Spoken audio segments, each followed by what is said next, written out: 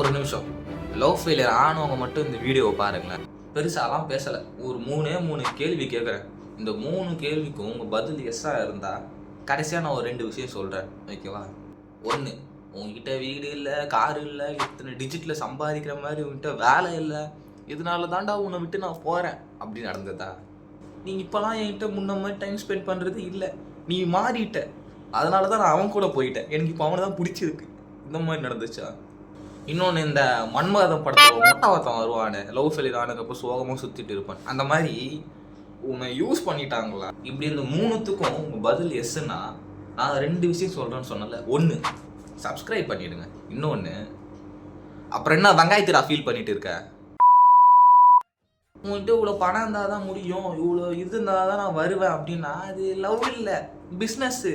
இப்போ எப்படி ஒரு தொழில் ஆரம்பிக்கிறோன்னா அதில் முதல்ல வருமா இல்லை லாபம் வருமா பார்த்துட்டு காலை உள்ள விடுவோம், அதே கதை தான் அதுவும். இதெல்லாம் இருந்தால் தான் உன்னை மேரேஜ் பண்ணிப்பேன், இதெல்லாம் கொடுத்தா தான் நான் உன்னை மேரேஜ் பண்ணிப்பேன், இப்படிலாம் இருக்கிறது பிஸ்னஸ்ப்பா.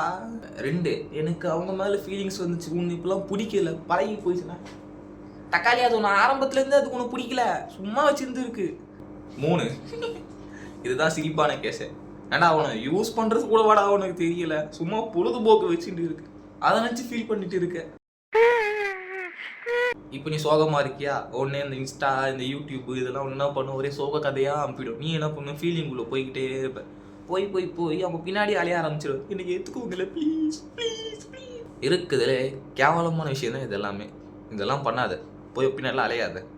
இப்போ உனக்கு வந்து இந்த ஃபீட்டில் வந்து மொக்கையாக வரும், அந்த மாதிரிலாம் வரக்கூடாது. உனக்கு ஒரு பாசிட்டிவாக வேணும்னா மட்டும் ஃபாலோ பண்ணிக்கோ, நான் பாசிட்டிவாக மாற்றி காட்டுறேன். இல்லை நான் போயிட்டு சோகமாக ஸ்டோரி போடுவேன், சோகமாக ரீல்ஸ்லாம் போடுவேன், போட்டு அப்படியே காமிப்பேன் இல்லாமல் என் வாழ்க்கை அப்படி அந்த மாதிரிலாம் கிரிஞ்சு பண்ணிட்டு இருக்க. அது புரியுதா? நீ பண்ணுறது எப்பிதமாக இருக்கு.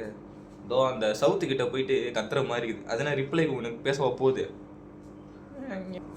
புரியுது உன் சைடு இருக்கிற ஃபீலிங்ஸும், நீ தான் தெரிஞ்சாவே விழுந்திருப்ப.